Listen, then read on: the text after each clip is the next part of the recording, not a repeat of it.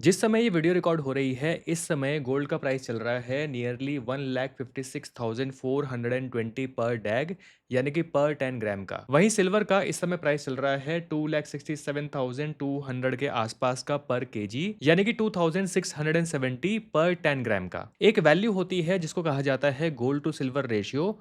तो जो प्राइसेस अभी गोल्ड और सिल्वर के चल रहे हैं, उसके अकॉर्डिंग ये निकल के आता है लगभग 58.2 का, यानी कि 1 यूनिट ऑफ गोल्ड को बाय करने के लिए आपको 58.2 यूनिट्स ऑफ सिल्वर की रिक्वायरमेंट होगी। गोल्ड टू सिल्वर रेशियो हमें बताता है कि कौन सा मेटल अभी रिलेटिवली चीपर है और कौन सा एक्सपेंसिव है। हिस्टोरिकली देखा जाए तो गोल्ड टू सिल्वर रेशियो लगभग 50 से 70 के बीच में रहा है।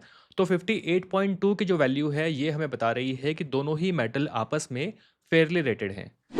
तो आज की इस वीडियो में हम बात करेंगे 2026 के सबसे बड़े फाइनेंशियल सवालों में से एक के बारे में, यानी कि क्या अभी गोल्ड और सिल्वर में इन्वेस्ट करना सही है। हम दोनों ही साइड्स को देखेंगे, यानी कि इन्वेस्टमेंट्स करने के सॉलिड रीजंस भी और वो रियल रिस्क भी जो आपको समझने चाहिए इन प्रेशियस मेटल्स में अपना पैसा डालने से पहले। तो आइए जल्दी से स्टार्ट करते हैं। मेरा नाम है रंजन और आप देख रहे हैं योर एवरीडे गाइड। तो सबसे पहले ये समझते हैं कि गोल्ड और सिल्वर के बारे में हम ये बात कर ही क्यों रहे हैं।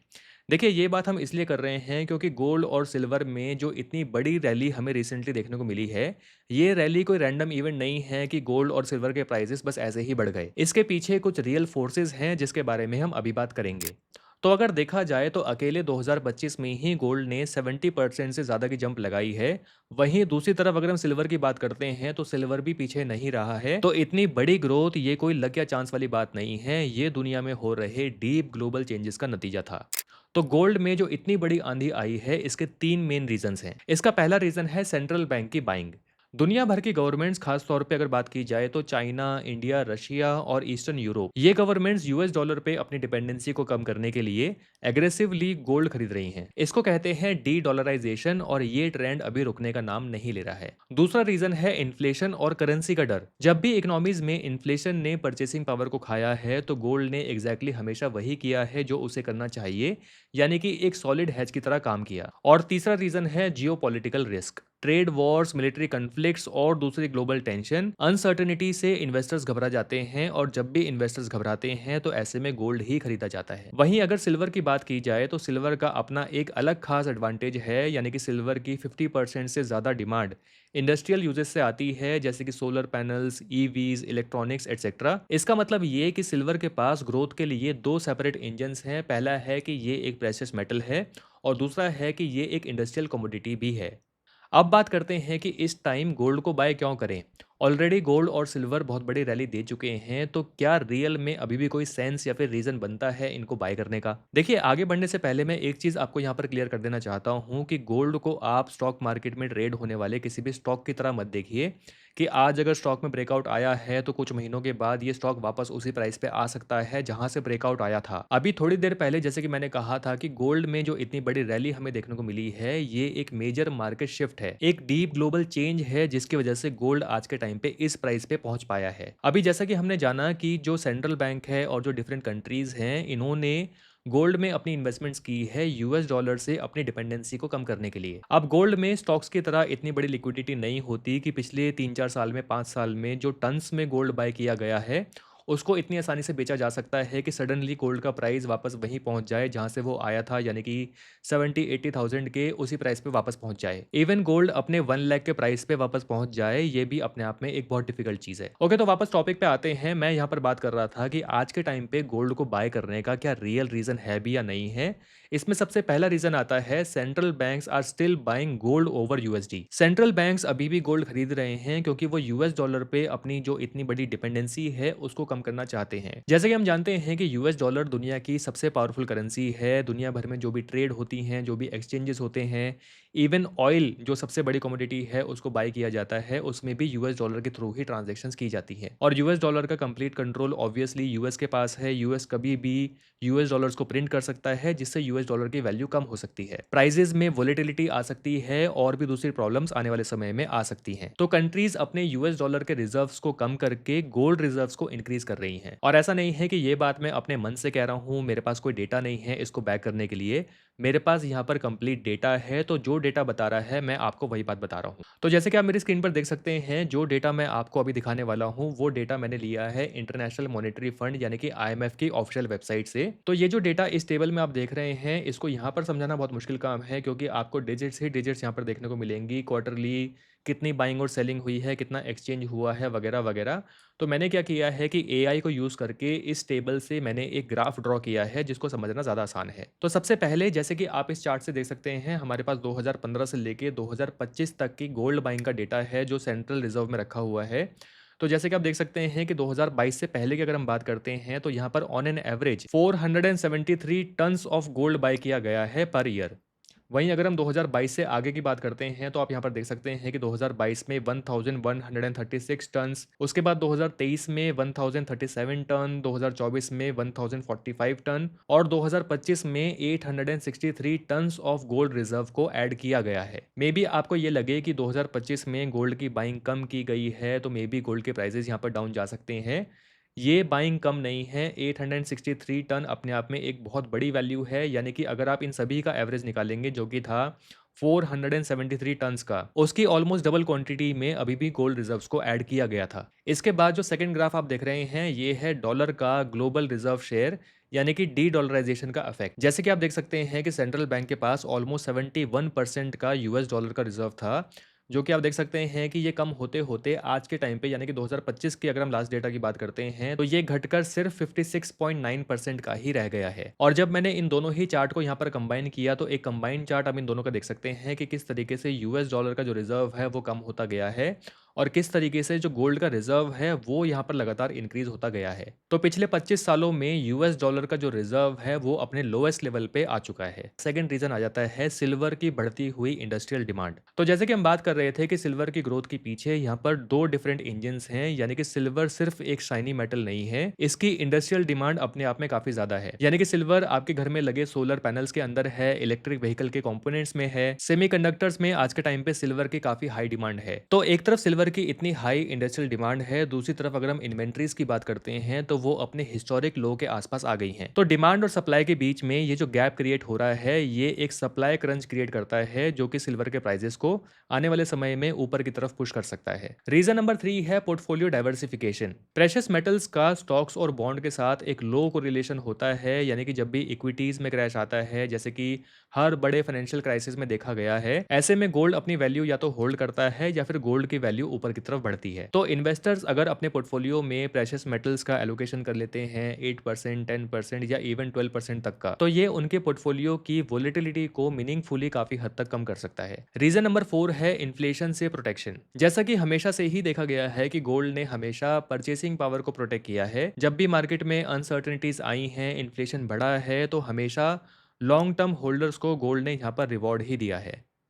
अब आ जाते हैं इस वीडियो के अगले सेक्शन में, यानी कि गोल्ड को बाय क्यों ना करें या फिर किसको गोल्ड बाय नहीं करना चाहिए। देखिए, गोल्ड और सिल्वर के प्राइस में जो एक बड़ा करेक्शन था, यानी कि एक हैवी फॉल था या फिर उसका प्रॉफिट बुकिंग कह सकते हैं, वो ऑलरेडी आ चुका है। जहां पर गोल्ड में लगभग 25% की गिरावट आई थी और सिल्वर में एक बड़ी गिरावट देखने को मिली थी, लगभग 48 या 50% के आसपास की। तो वैसे तो एक बार ये फेज निकल गया है, लेकिन फिर से ऐसा फेज आ सकता है कि आगे चल के हो सकता है फिर से प्रॉफिट बुकिंग हो और यहाँ पर फिर से गोल्ड और सिल्वर के प्राइसेस में आपको गिरावट देखने को मिले। तो जो इन्वेस्टर्स ऐसी गिरावट से डरते हैं या फिर गिरावट होने के बाद एवरेजिंग नहीं कर पाएंगे, उनको ऐसा लग रहा है, तो ऐसे इन्वेस्टर्स को यहाँ पर अपनी बाइंग नहीं करनी चाहिए। दूसरा रीजन है no income and no dividend. अगर आप वो इन्वेस्टर हैं जो रेगुलर इनकम या फिर डिविडेंड पे डिपेंडेंट हैं या फिर चाहते हैं कि रेगुलर इनकम या डिविडेंड आपको मिलता रहे, तो गोल्ड और सिल्वर वो कमोडिटीज हैं कि आप चाहे इनको 10 साल तक होल्ड करें, चाहे 20 साल तक होल्ड करें, होल्डिंग के पीरियड में आपको यहाँ पर ये कुछ भी नहीं देते, ना किसी भी तरह की इनकम, ना कोई डिविडेंड। यानी कि आने वाले 5 साल में अगर गोल्ड और सिल्वर का प्राइस उसी लेवल पे रहा जिस लेवल पे ये आज के टाइम पे है, या जब भी आप इन्वेस्टमेंट करते हैं, तो एक तरह से इन 5 सालों में आपने यहाँ पर कुछ भी नहीं कमाया होगा। तीसरा रीजन है storage and security cost. Physical gold या फिर सिल्वर आप बाय करते हैं, यानी कि बुलियन में अगर आप इन्वेस्टमेंट्स करते हैं, इनको आपको कहीं ना कहीं सेफली स्टोर करके रखना होगा, या तो आप बैंक के लॉकर में इसको स्टोर करके रखेंगे। तो ये जो कॉस्ट है, ये क्वाइटली टाइम के साथ साथ आपके जो रिटर्न्स हैं उनको भी थोड़ा सा खा जाती हैं। देखिए, गोल्ड और सिल्वर जैसे प्रेशियस मेटल्स को अगर आप फिजिकल फॉर्म में बाय करके रखते हैं तो इनके साथ सबसे बड़ी परेशानी जो रहती है वो है इनकी स्टोरेज की। यानी कि आपको अपने रिस्क पे इनको स्टोर करके अपने पास रखना होता है। सिर्फ इसी परेशानी की वजह से ही इवन आज के टाइम पे जो यंग इंटरेस्टेड इन्वेस्टर्स हैं वो भी फिजिकल फॉर्म में गोल्ड में अपनी इन्वेस्टमेंट्स नहीं कर पा रहे हैं। आई नो आपके पास गोल्ड म्यूचुअल फंड या फिर गोल्ड ईटीएफ्स में इन्वेस्टमेंट्स करने के ऑप्शंस भी हैं, लेकिन हर कोई डिजिटल फॉर्म में या फिर पेपर फॉर्म में इन्हें बाय करने में इंटरेस्टेड नहीं रहता। तो फिजिकल फॉर्म में गोल्ड में इन्वेस्टमेंट्स करने की एक अलग ही डिमांड रहती है। तो अच्छी बात यह है कि आज के टाइम पे फिजिकल गोल्ड के लिए आपके पास बहुत से अच्छे सॉल्यूशंस अवेलेबल हैं। यानी कि आप फिजिकल गोल्ड में अपनी इन्वेस्टमेंट्स भी कर पाएंगे और साथ ही गोल्ड को अपने पास स्टोर करने की टेंशन भी आपको नहीं लेनी पड़ेगी। ये यूनिक ऑप्शन आपको प्रोवाइड करता है gold vault by Dhan, the new way to buy the oldest asset. Dhan के थ्रू आप गोल्ड और सिल्वर दोनों को बाय कर सकते हैं और वो भी एक्सचेंज यानी कि एमसीएक्स के लाइव प्राइस पे, जो कि एक अमेजिंग चीज है क्योंकि इससे प्राइजेस को लेके एक फुल ट्रांसपेरेंसी रहती है। आपको मिलती है 999 यानी कि 999 की गोल्ड प्योरिटी यानी कि अश्योर्ड प्योरिटी, और साथ ही ये गोल्ड फिजिकल फॉर्म में भी स्टोर्ड रहता है एक्सचेंज रेगुलेटेड सिक्योर्ड वॉल्ट्स में। और अच्छी बात यह है कि आप इस गोल्ड की फिजिकल डिलीवरी कभी भी ले सकते हैं। धन के थ्रू गोल्ड बाय करना बहुत ही आसान है। आपको सिंपली अपना अकाउंट एक्टिवेट करना है, गोल्ड या सिल्वर के जो डिनोमिनेशंस अवेलेबल हैं उनको आपको चूज करना है और अपना ऑर्डर प्लेस करना है। यहाँ आपको मिलती है जीरो मार्कअप फी यानी कि जीरो मेकिंग चार्जेस और इंश्योर्ड स्टोरेज। वैसे तो गोल्ड की फिजिकल डिलीवरी के लिए ऑलमोस्ट सभी मेजर सिटीज कवर्ड हैं, लेकिन फिर भी आप अपना ऑर्डर प्लेस करते टाइम अपनी सिटी का पिन कोड डाल के फिजिकल डिलीवरी अपनी सिटी में चेक कर सकते हैं। धन के वॉल्ट चार्जेस की अगर हम बात करते हैं तो वो as low as 50 rupees per year से स्टार्ट हैं। इवन अगर आप 10 ग्राम गोल्ड भी बाय करते हैं तो वहां पर भी वॉल्ट चार्जेस सिर्फ और सिर्फ 100 रुपीज पर ईयर के ही लगते हैं। इसका लिंक मैंने इस वीडियो के डिस्क्रिप्शन और अपने पिन कमेंट में डाला हुआ है, आप जाइए और चेकआउट कीजिए। चौथा रीज़न है टैक्स ट्रीटमेंट। गोल्ड और सिल्वर में पास्ट में टैक्स ट्रीटमेंट काफ़ी कम रहा था, लगभग 10% के आसपास का। लेकिन आज के टाइम पे जो टैक्स ट्रीटमेंट है वो थोड़ा सा बढ़ गया है। यानी कि अगर आप गोल्ड को 2 साल से पहले ही सेल कर देते हैं तो यहाँ पर आपको short term capital gain tax पे करना पड़ता है, जो कि है 20% का। वहीं अगर आप 2 साल के बाद गोल्ड को सेल करते हैं तो यहाँ पर आपको पे करना पड़ेगा long term capital gain tax, जो कि लगेगा 12.5% का ऑन गेन्स अबव 1.25 लैक्स। और पांचवा रीजन ये है कि गोल्ड और सिल्वर दोनों ही शॉर्ट टर्म जरूरतों के लिए नहीं है। तो एक चीज आपको यहाँ पर क्लियर होनी चाहिए कि गोल्ड और सिल्वर की इन्वेस्टमेंट को आप ऐसा ना सोचें कि मैं शॉर्ट टर्म में अमीर बनने के लिए या फिर जल्दी पैसा कमाने के लिए इनको अभी बाय कर लेता हूँ, जैसे ही नेक्स्ट बुल रन आएगा 50-60% की ग्रोथ भी अगर मुझे देखने को मिलेगी तो मैं इनको सेल करके बाहर निकल जाऊंगा। ऐसा आपका सोचना गलत होगा। ये दोनों ही कमोडिटीज बेस्ट काम करती हैं लॉन्ग टर्म इन्वेस्टमेंट्स के साथ। तो आपके पास यहाँ पर मिनिमम 5 साल 6 साल या फिर उससे ज़्यादा का होराइजन होना चाहिए। तो बात करते हैं वीडियो के अगले सेक्शन की, यानी कि before you buy gold and silver कुछ ऐसी चीज़ें हैं जिनको मुझे लगता है कि आपको यहाँ पर ध्यान में रखना चाहिए। तो सबसे पहले तो आपको ये क्लियर होना चाहिए कि आप इन प्रेशियस मेटल्स में अपनी इन्वेस्टमेंट्स क्यों कर रहे हैं। अगर आप ज्वेलरी की फॉर्म में गोल्ड में अपनी इन्वेस्टमेंट्स करने की सोच रहे हैं तो ये मैं आपको बता देना चाहता हूँ कि ज्वेलरी एक गोल्ड इन्वेस्टमेंट नहीं है, क्योंकि ज्वेलरी को बाय करते ही आपको यहाँ पर तुरंत 5 से 10% का घाटा हो जाता है in terms of making charges, GST और दूसरी चीजें। तो ज्वेलरी को एक इन्वेस्टमेंट नहीं मान सकते। तो गोल्ड या सिल्वर में जो रियल इन्वेस्टमेंट होती है वो in the form of raw gold या फिर रॉ सिल्वर के फॉर्म में होती है, जिसको कहते हैं बुलियन। दूसरे जो गोल्ड इन्वेस्टमेंट के ऑप्शन आपके पास हैं वो हैं गोल्ड म्यूचुअल फंड या फिर गोल्ड ईटीएफ। लेकिन क्योंकि सबको उनकी नॉलेज नहीं होती तो हो सकता है गोल्ड म्यूचुअल फंड और ईटीएफ में इन्वेस्टमेंट्स करना किसी दूसरे के लिए एक टीडियस काम हो।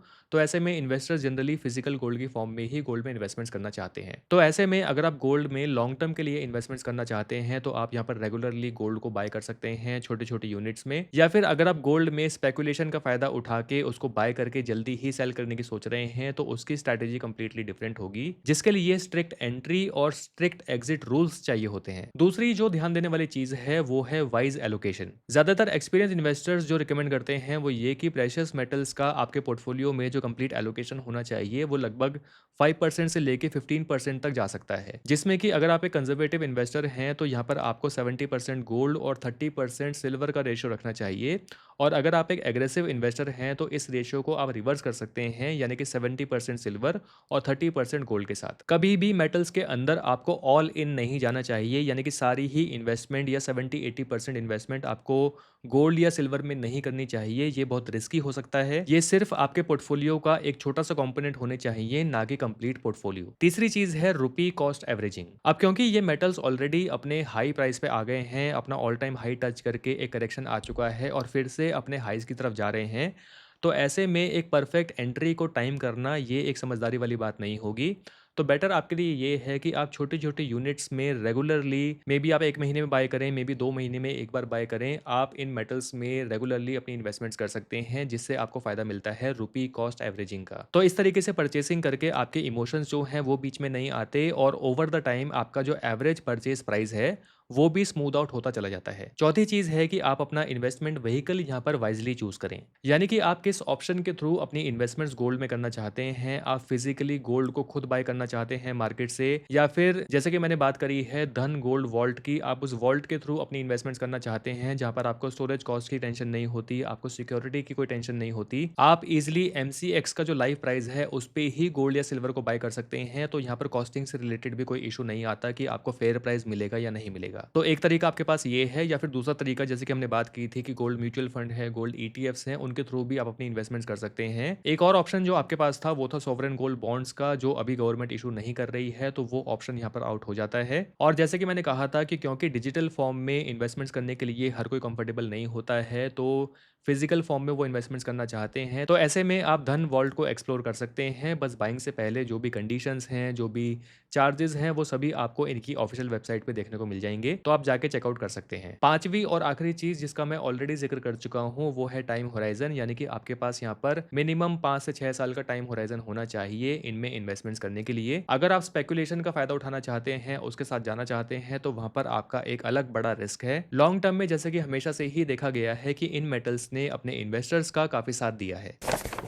तो दोस्तों ये थी वो कंप्लीट गाइड इन प्रेशियस मेटल्स, यानी कि गोल्ड एंड सिल्वर के अराउंड। मुझे लगता है कि मैंने मेजरली ऑलमोस्ट सभी चीज़ें यहाँ पर कवर कर ली हैं।